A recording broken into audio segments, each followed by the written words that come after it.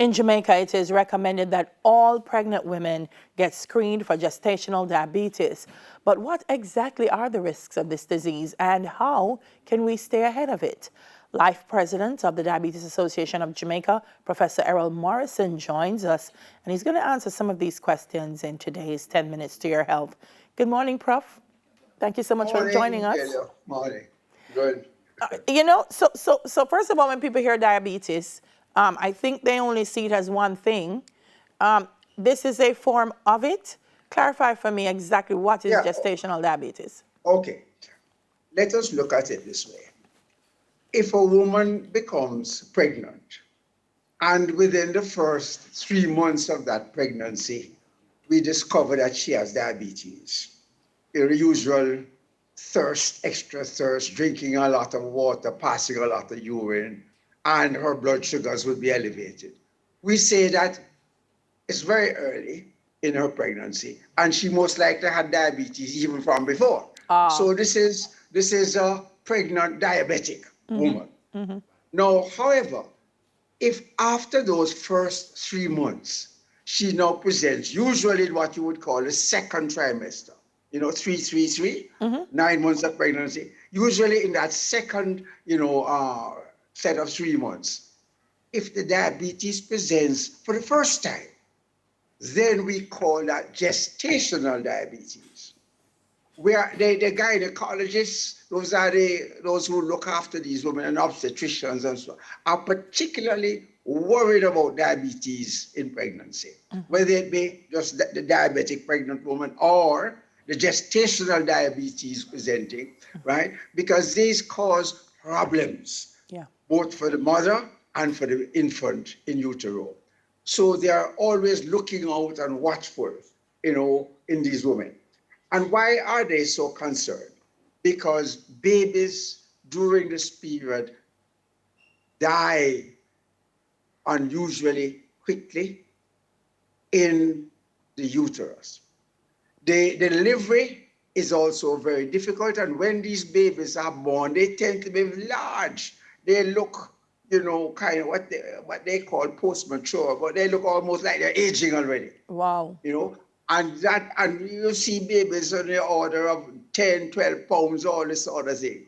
And as a result of that, they have to be watched because they may go on in short order to develop diabetes, although it may take years for it to present, but they must be watched. And the important thing for the woman is as soon as she delivers alone, her whole diabetic picture improves. Yes. But it doesn't mean that it's gone. She has to be watchful of this because over the years, it can just return to its former aggressive state. So women who have gestational or just diabetes in pregnancy, are at risk for losing their baby and for having difficult deliveries because these babies are so large. And the babies themselves tend to die pretty quickly. But I want to mention something because UWI at Mona needs to be proud of this.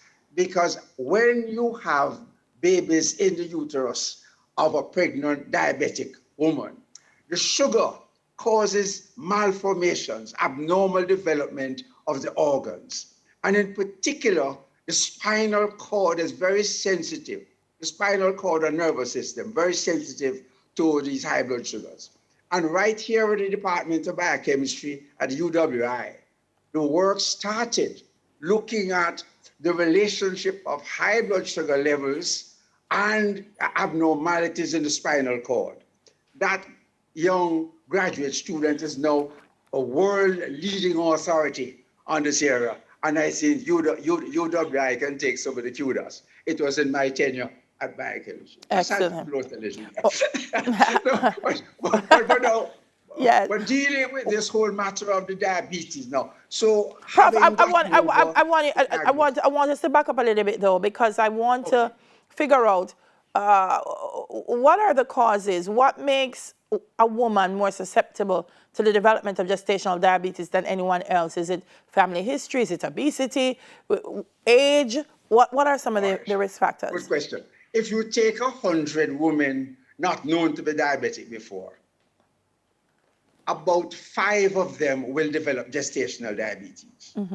If, however, you take 100 women who have a family history, each of whom has a family history of diabetes, you can expect about 10 of them to develop gestational diabetes. Okay. Now, so that is a kind of prevalence that you're seeing in the diabetic picture. And we always are watchful because in diabetes, now that I've mentioned to you the abnormalities that you will see, Yes. you have to be so careful to maintain their blood sugars. And it's not in the way that you would say a normal non-pregnant individual that you may allow blood sugars, say in the 7s and 8s. Those are the kind of values we use. Right. You know, but we are tightening them down to 5s and 6s in order to try and maintain an immaculate blood sugar level. And most of these women, in fact, in my younger days, it was heresy if you didn't put them on insulin therapy. Wow. That is the most powerful method of controlling the blood sugar. But nowadays, there are some centers, especially in North America, where they're using oral drugs, you know, in trying to manage that it. diabetes. And of course, you know, within the limits of the pregnancy, they are encouraged to do their exercise. Yes. You know, that is an important part of the management, even for the pregnant woman in a normal setting. But in diabetes, that is even more important. Yeah. And the careful watching of their dietary intake. Do remember, obstetricians screen for things like that? You go in and you're pregnant. Do they screen for? Absolutely. They do. Yeah, man. Okay. They are interested in your iron levels. They are interested in your sugar levels, you know, and sometimes they will even watch for certain vitamins. Okay. And so that's one of it. I know you have to monitor it. The Yes. doctor may say this is what you have to do, but particularly diabetes, you have to monitor. So what do you do? Do you monitor the same way diabetics normally do, or are there different ways? No, well, you see, the most important method of monitoring your diabetes is your blood sugar levels. Yes. You know, this matter of testing the sugar in the urine, especially in pregnant women, is unreliable. Because in pregnancy, the whole body mechanisms change. And the presence of sugar in the urine can be unreliably, you know, detected. So we tend to insist on the blood sugar levels. And the most important blood sugar level is a fasting blood sugar. Now, normally, we would say if your blood sugar is about, say, less than 7, Yes.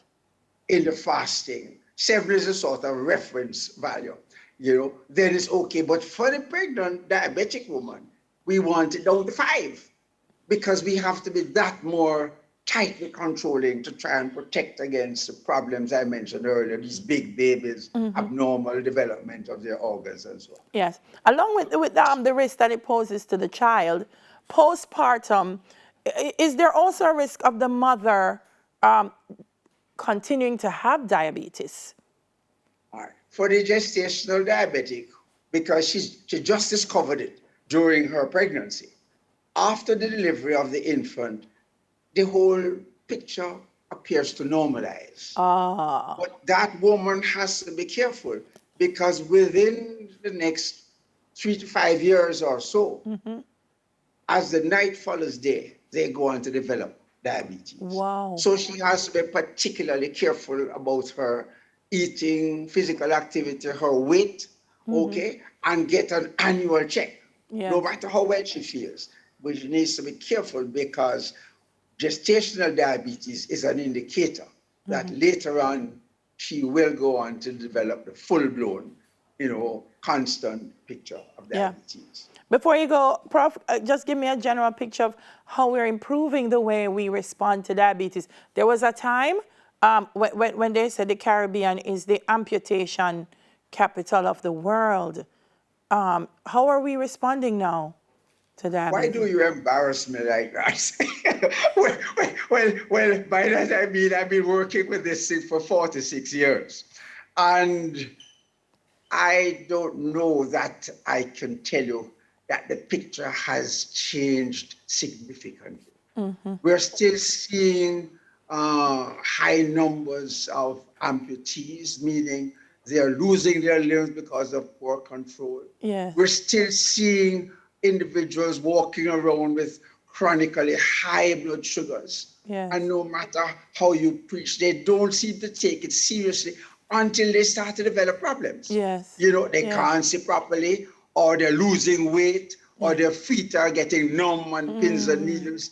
And it's as if they say, but we didn't know. I said, how you been? We have been preaching this thing for the longest while. So it seems as if the message has to be continuous. You know, I guess we need to be a little more innovative in trying to get it, you know, out to the individuals. But when we tend to come a little too harsh, showing them heart attacks and strokes and, you know, loss of limbs, we get an outcry. It looks too vivid, it's too harsh, you know, you're stressing us out. So, you know, we're trying to find a middle of the road. That's the role of the Diabetes Association, getting information out there. Yeah. You know, so, you know, the thing about diabetes is chronic and it's not curable, but it is manageable. And the more they know, the better they can do. And so we try to educate the public through a variety of means, outreach programs, walking into the Diabetes Association or its branches, I you know, know. and we try to get that message out there. Oh, Very important. well, Doc, you're not giving yourself justice. You've done quite a bit of work. Awareness, I know, has been heightened.